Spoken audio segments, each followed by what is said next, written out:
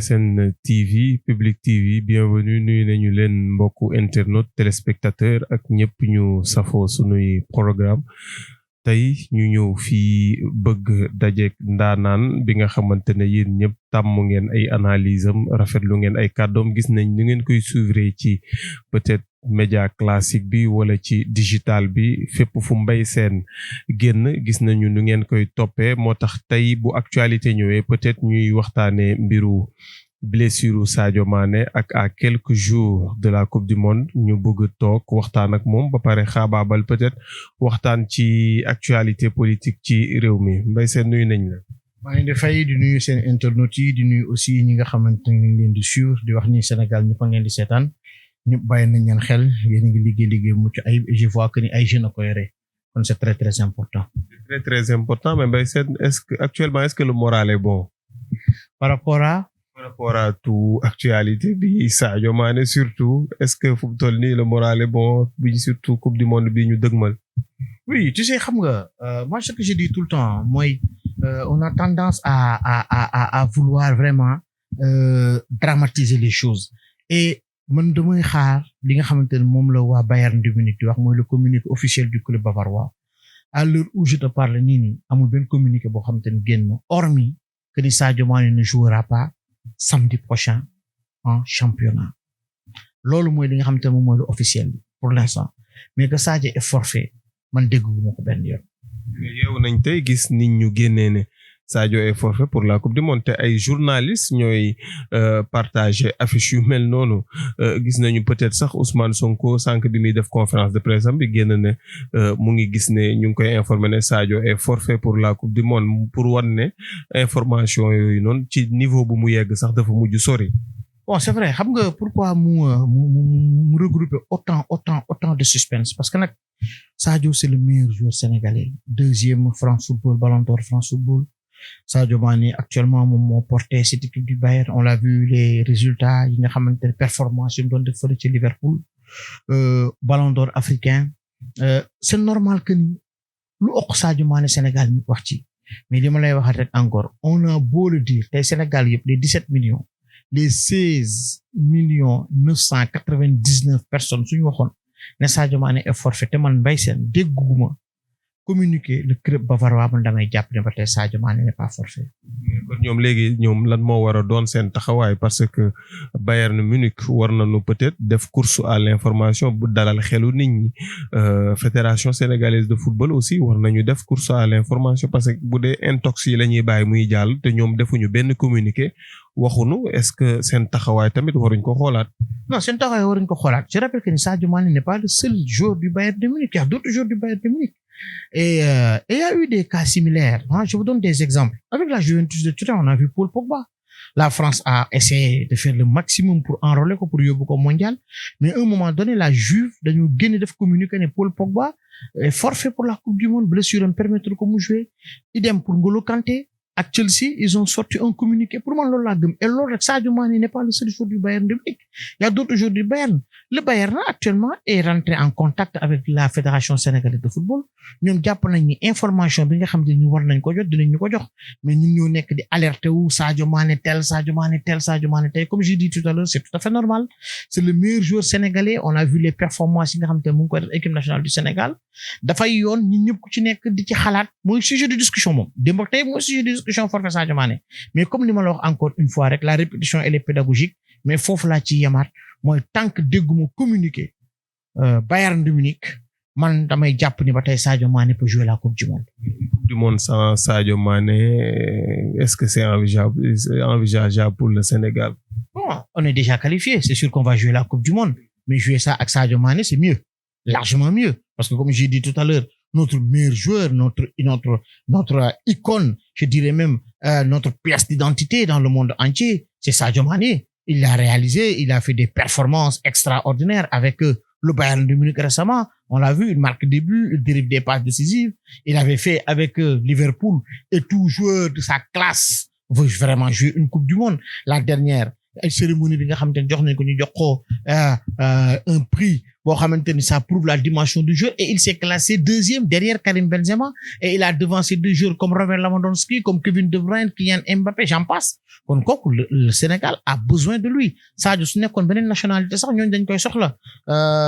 xaar nañ ko moi je ne pense pas que le Sénégal va jouer une coupe du monde je ne le souhaite pas sans Sadio Mané non sinon ça risque d'être compliqué mais touchons du bois pour moi Sadio Mané sera vraiment apte pour aider ses partenaires à aller le plus loin possible durant cette coupe du monde des nations durant cette coupe du monde au Qatar. Le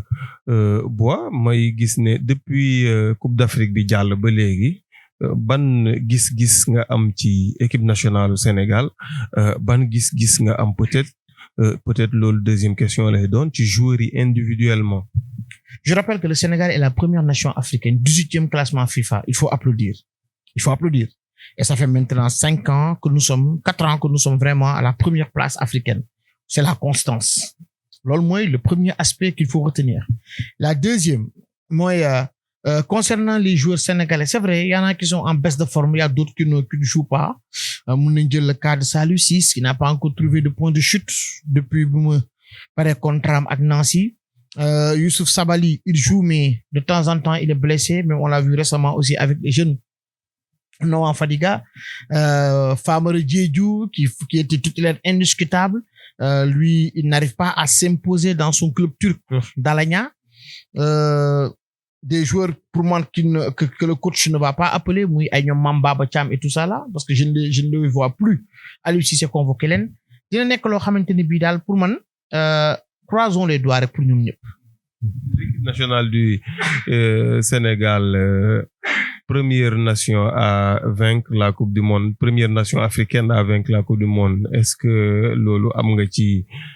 yaakaar bu bari duma wax sax yaakaar mais c'est analyse en tant que spécialiste de football. Première nation à gagner la coupe du monde loolu nga bëgg a wax africaine première nation africaine à gagner la coupe du monde bon Amine su mënee nekk mooy li gën parce que nag je rappelle que ni performance équipe africaine yëpp quart de finale lañ yem moo xam muy ñun le Sénégal le Ghana le Cameroun performance yu ñu gën a def les meilleures performances c'est les quarts de finale bon de toute façon am na loo gis am na ndorteel il y a un début dans toute chose et espérons que cette année-ci le Sénégal va dépasser le stade des quarts de finale maintenant nag remporter une coupe du monde c'est le rêve de toute une nation on va y aller match après match dans un premier temps essayons de se qualifier pour les huitièmes de finale d'abord gagner éventuellement la Hollande ou bien faire un bon résultat gagner comment ça s'appelle encore am na ku ma ne bu ñu génnee poule ça exploit lay doon non parce que xam nga nous ne sommes pas une équipe boo xamante ne bii ni boole nañ ñu ci les favoris suñ génnee ci poule bi bon exploit c'est trop dire parce que je rappelle nous sommes la première nation africaine mais dina nekk un bon résultat ça sera quelque chose de positif parce que génn devant le pays organisateur le Qatar ce qui n'est pas chose facile la Hollande qui a battu la Belgique et qui fait partie des très bonnes nations européennes et je dirais même mondiales et derrière il y a aussi l'Équateur qui a aussi son mot à dire dans un premier temps comme j'ai dit essayons de se qualifier pour les huitièmes de finale maintenant comme ce sont des matchs à couper match couper mooy dóor toog c'est quelque chose de possible et c'est quelque chose de prenable. On dirait que dafa am benn campagne je sais pas c'est fait exprès benn campagne de destruction wala campagne boo xamante ne c'est visé à wàññi équipe nationale bu Sénégal parce que bu ñu gisee suñu joueurs yi ténors yi individuellement ku nekk peut-être yaa ngi am ay problèmes ci ce club am na ñi nga xamante ne ils n'arrivent pas comme ni nga ko waxee à s'imposer dans leur club ñi nga xamante ne ñoom la ñu ëppoon yaakaar ci ñoom te avant Coupe d'Afrique bi ñu doon def tollé dans le sur le plan mondial bi ñu paree Coupe d'Afrique ñoom ñëpp dafa mel ni dañu am ay problèmes mais c'est fait exprès am na ñu koy wax ne gars yi dañ ko def noonu parce que xam nañ ne équipe nationale du Sénégal bu ñu ko bàyyee ak 11am bi ils vont faire mal à la Coupe du Monde mais ban jàngat ngay am ci loolu. Bon, vous savez, pour moi, il faut être positif. Il faut être positif. Pour moi, vouloir les gens, ce qu'ils disent là, que le Sénégal, les équipes européennes, ils sont en train de les mettre sur la touche et tout ça là, non. Parce qu'un jour, si les performants, ils jouent. Il faut qu'on soit honnête. L'honnêteté, elle est importante. Quand les gens disent que non, on est en train d'écarter les joueurs sénégalais parce qu'il y a la Coupe du Monde. Non, mais la Coupe du Monde, c'est la Coupe du Monde. Pourquoi écarter les joueurs sénégalais? Tu penses qu'un club va prendre un joueur, du coup, faire khalis et du coup, écarter? Ça, c'est pas possible. Si le joueur est performant, ils vont le garder. Maintenant, tu vas me dire le cas d'Idrissa Gana Gueye. Mais il faut que nous waxante deug Idrissa Gana Gueye. Non, après, nous avons le cas de Bamba Dieng. Mais Idrissa Gana Gueye, tu regardes le football, je regarde le football. Mais le Paris Saint-Germain a un nouveau coach. Le Paris Saint-Germain a un nouveau directeur sportif en la personne de Luc Campos, un nouveau coach en la personne de Christophe Galtier. Ils ont un projet de jeu dont Idrissa Gana Gueye ne fait pas partie. Il ne fait pas partie de ce projet de jeu. Ils ont pris des joueurs, peut-être, ils vont leur donner énormément de satisfaction. Et là, ils leur donnent beaucoup de satisfaction, que ça soit Vitinha, que ça soit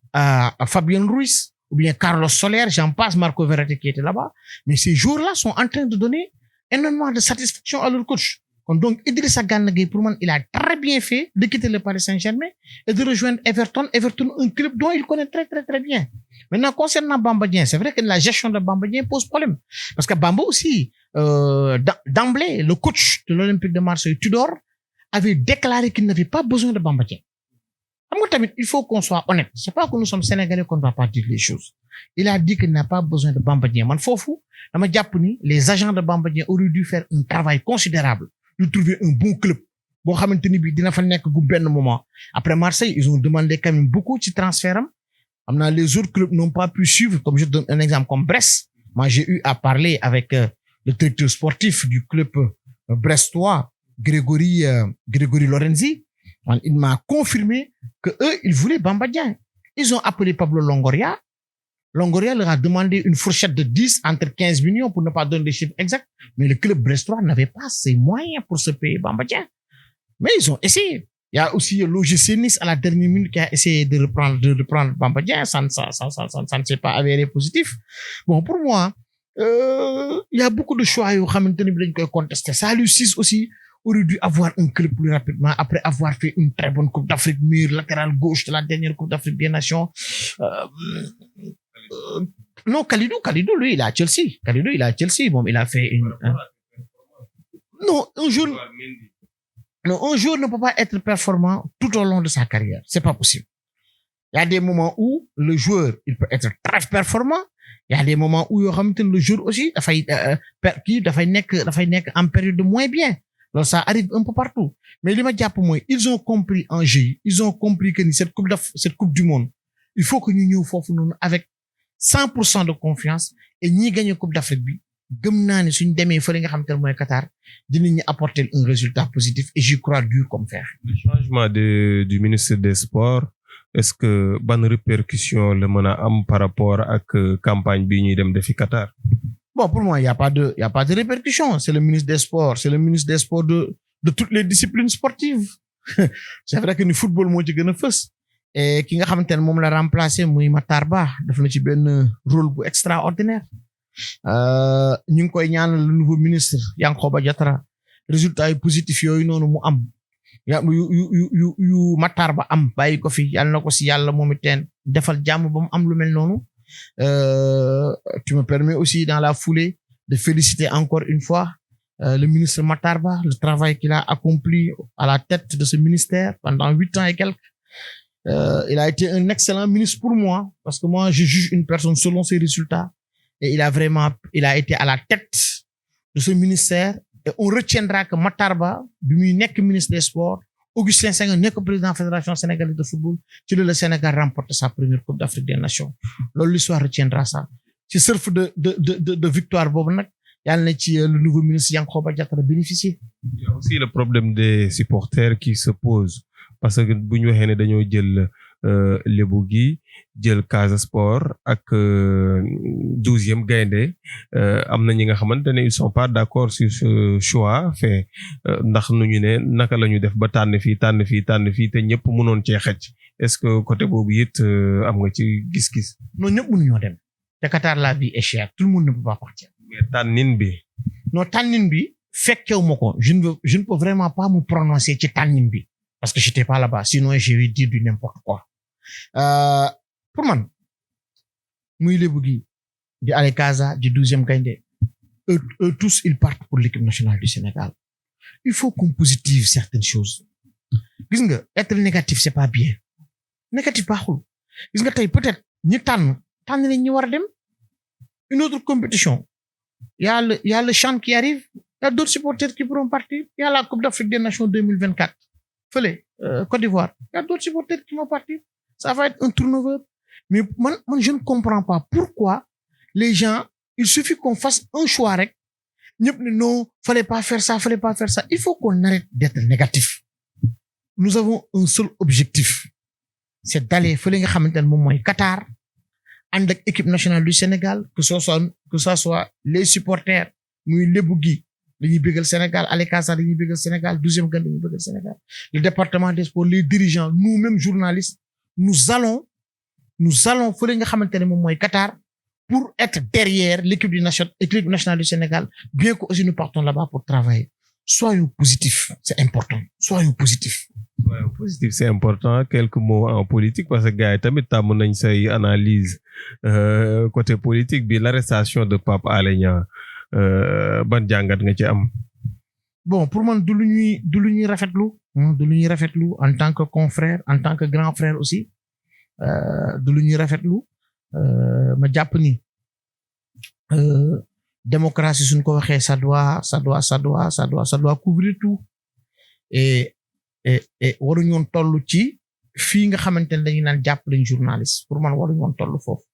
et nag di fàttali en 2011 li Pape Alé def ni tey moom la doon def en 2011 et nag di ko defin boo xamante ni ñëpp doon applaudir pour man jàpp naa ne le président Macky Sall ñu tëddee jaaxaanaay jéggale am na yoo xamante ne dañuy jéggale fii ku ci ne nañ la wax loo xamante ni bii ni des fois da lay metti lool mais du loo mën la faj rek faj ko àddina du loo mën a faj rek faj ko des fois da ngay jëllale da ngay jéggale yàlla mi sàkk sax chaque jour dañ koy tooñ te ñu ngi naan ay astafurlaa mu baal ñu nit ki su la yàlla mayee doole nga nekk njiit réew am na yenn acte yoo xam te ne soo ko posé sax acte de grandeur la mooy un esprit de dépassement da ngay jëllale man kon loolu laay wax nag di soutenir nag Pape Alé Niang à 800%. Qu'est-ce qui pose problème bu dee lim doon def 2011 moom la def 2022 2011 ki ko jàpp tey wala ñi ko jàpp tey du ma wax sax ñi ko jàpp tey mais 2011 mi ngi ko doon def te dara fekk ko ci 2022 ka mu ko doon defal wala ka taxoon mu koy def nekk ci nguur gi mu def ko dara fekk ko ci qu'est-ce qui pose problème. bon mooy question bu ma posé rek loolu nag il faut aller demander ça aux personnes yi nga jàpp ni peut-être ñoom ñoo ko fa yóbbu mais man li may wax mooy pour man 2022 waratuñoo sax toog dinaan ay jàpp nañ journaliste rek ndax dafa génne ni dafa dina ni il y a la liberté d'expression c'est important buñ ko sàggane nit ñi et nag réew day toll fenn foo xamante ni bii il ne faut pas créer des précédents gis nga muus moo gën a ragal fii mais soo demee ba pousse ko ci mur day dem ba dafay rébichu et man je ne vois pas l'utilité franchement d'en faire tout un débat ba mu jàpp population bi nii pour man le président de la République yëpp su weesoo ni yëkkati ne kat man nañ am na nenn noo xamante ni mun na ko defin noo xamante ni wax dëgg fa yàlla lii mun nañ cee jóge quoi honnêtement lii mun nañ cee jóge gisuma je ne vois pas sa raison d'être. dañoo jaar ci Pape Alé Niang pour peut-être noppiloo ñi nga xamante ne ñeneen ñëpp dañuy wax pour ñuy wax di sóoraale wala di am lu ñuy ragal quelques journalistes. non démocratie lañ nekk man tey lu ma bëgg wax dama koy wax lu keneen te jàpp naa ni bëgg wax dina ko wax mais danga koy wax ci yoon wax li ngay wax li am tey xam nga tey maa ngi nekk sànq ba tey je suis en train de dire des choses mais lu ma gëm laay wax lu ma xam laay wax du ma wax loo xamante ne xaw ma ko soo demee nag bañ lay jàpp ci wax luy dëgg moom là c'est autre chose du ma fi toog nag di wax loo xamante ni bii nii xamee ma ko fenn wala aw ba ci lenn lu leer du ma ko def mais su ma demee ba wax lenn loo xamante ni su ma ko waxee la dëgg lay doon et fi ñu ma woon dinaa wuyu parce que dëgg lay doon. dossier Adji Sarr Ousmane Sonko moo jur lii yëpp peut-être parce que les documents yi tax ñu jàpp Pape Alé Niang c'est des documents yi nga xamante ne moom génnee na ko pour ne dafay leeral benn complot wala documents yi tax yuy firndeel ne complot la ñu dara complot bu tax ñu dal ci kaw Ousmane Sonko mais dossier Ousmane Sonko est-ce que ça tire pas en longueur fu mu toll nii. bon ça tire en longueur le dossier Adji Sarr Ousmane Sonko man li may wax la rek nee naa nañ ko leeral rek da leer parce que pour man comme ni ko Ousmane Sonko waxee bëgg na mu leer Adji Sarr bëgg na mu leer réew mi nit ñi bëgg nañ mu leer et nii nga xamante ne mu ngi doxee commencé nañ dox ay jéego pour leeral mbir mi nañ dem ba mu jeex mu leer su leeree ku ci ne di nga xam nan ngay def parce que nag Adji Sarr doomu jàmbur la te jigéen mooy sunu yaay soxla na mu leer ñi ànd ak moom soxla nañ mu leer Ousmane Sonko c'est une personnalité publique Ousmane Sonko day ut baati réew mi te ñi ko wóolu dañoo bari Ousmane Sonko muy dem élection présidentielle il avait presque 14 à 15% de Sénégalais yu ko wóolu 14-15% de Sénégalais yu ko wóolu c'est quelque chose hein il est arrivé 3e lors des élections présidentielles derrière la grande coalition de Idy 2019 ak bi nga xamante ne moom moo gagné la coalition Benno Bokk Yaakaar te diggante bi teen gis nañ jéego yi nga xamante ne bi Ousmane Sonko def na ko mbooloo mi nga xamante ne bi topp na ko mu nekk nag le leader de l'opposition kon tey ñi nga xamante ne bi ànd nañu ak moom bëgg nañ teen mbir mi leer moo tax daal nañu leeral te teg ko ci dëgg teg ko ci yoon. moom mi génn tey ne porté na plainte Serigne Bassirou Gueye yaakaar naa fi mu tegoon tànkam le lendemain du procès fala tegaat tànkam tey sorti tayam bi est-ce que suivre nga lim génn Ousmane Sonko bi tey. Bon suivre ma ko pour dire vrai mais constance am moom c'est à saluer waaw Ousmane Sonko constance am c'est à saluer et comme je t'ai dit j'ai pas suivi la sortie de Ousmane Sonko avancé wu ci dina nekk loo xam te lu may jafe lay doon mais su fekkoon ne tey mu suivre ko dinaa ci wax li tax nag bon c'est vrai que ni ay journalistes war nañ ko déglu mais dañoo nekk ci les préparatifs de la Coupe du Monde parce que nag je rappelle que nous sommes membres de l'association nationale de la presse sportive je suis le président de la commission d'organisation ci yooyu lañ nekkoon mais comme soufflé nga ma ko nii à l'oreille dinaa ko dem déglu ko dinaa ko dem suivre et c'est dommage suñ dégganteatee tey beneen yoon dinañ ci ñëw bu baax. incha allah kon Mbaye Sène ñu ngi lay tàggu ban actualité moo nekk sa xel nii nga bëggoon cee wax te laaju bala ci. non yow laaj nga ma léegi fi mu toll nii kañ Sadio Mané la ak Ousmane Sonko Pape Alé Niang moo fi ne ak boros naa ñoom ñett ñëpp. waaw te boros nga ñoom ñett ñëpp. t'as vraiment fait def nga interview bu baax def nga interview bu am solo xanaa di wax encore une fois rek nañu rafetal gis nga koo ne doo dara mu mer te nit du dara. balaa nga ko xam nga am sa xarit wala sa mbokk boo xam te ne wàññeeku na da ngay delluwaat ci yàlla mais delluwaat ci yàlla bi je vois que ni ay heure la rek gaa yi nekkaat ci leen neex nañu rafetal yéenante jàmm bëggante loolu moo fi ne gis nga ku bàyyi sa mbokk nit la gën fuuf jàpp mbokkam gis nga tey les Camerounais lu ñu am ay problème su Cameroun du jouer ils sont tous unis derrière leur équipe nationale ñun nag il est temps que nous les Sénégalais que nous soyons unis derrière l'équipe nationale du Sénégal àndandoo yëkkateendoo dóorandoo manko dem uti ndam li comme slogan boobu nga xam te ne moom la waa fédération sénégalaise de football teg non nañ rafetal positiver nañu bàyyi soxorante bi parce que dëkk bi neexatul te gisuma lu ko fi jaar nañ ñi si jàmm te ba pare tamit li may wax mooy franchement muy man ci man laa ko njëkkee kon ce qui veut dire keneen ku moo xat tamit amul problème muy sama mbokk site ñu yor site yi yéen épargner leen ñu ces soi-disant féticheurs là yi di joxe ay pronostic franchement dañuy sonal ñun nag am nañ ci part de responsabilité parce que ñun ñoo dem di leen tàllal suñu ay micro muy yow di man di keneen il faudrait qu'on mette un stop par rapport à ça ñoom luñ bëgg a wax nañ toog léegi ku mu neex def live Facebook direct ku mu neex dem seeti ko mais su fekkante ne dem ngeen jëli leen ñuy wax ay wax yoo xamante ne doo comprendre je ne vois pas cette utilité maintenant nag dëgg wax ko mais les réseaux sociaux dañoo yàq liggéey bi indi si yoo xamante ne bii nii lu médiocre la quoi et nous avons vraiment le droit d'informer vrai et juste ba pare def ko nag de manière très équilibrée du ma la jàngal sax sa liggéey yaa ngi koy def bu baax mais c'est important aussi ñu revenir ci loolu am na yenn acquis yoo xamante ne bii buñ ko bàyyi mu dem il ne faut pas laisser ces acquis soyons des professionnels c'est important. C'était Mbaye Sène sur Public TV ñu ngi leen di jaajëfal bu baax moom lii moo tax sénégalais taamu ko rafetlu ay kàddoom rafetlu ay analyse am kon ñu ñaan yàlla rek dem foofu ca Qatar te yàlla may ñu fa ndam lu kawe sunu njort Sadio Mané it ñu koy ñaanal yàlla def jàmm ba mu delsi incha allahu te équipe nationale bi yàlla defal ñu ci jàmm rek tamit incha allahu ba bàyyi à la prochaine ak beneen ndaanaan maa ngi gërëm Hamadi mi nga xamante ne moom moo nekk ci technique bi ciao ba bàyyi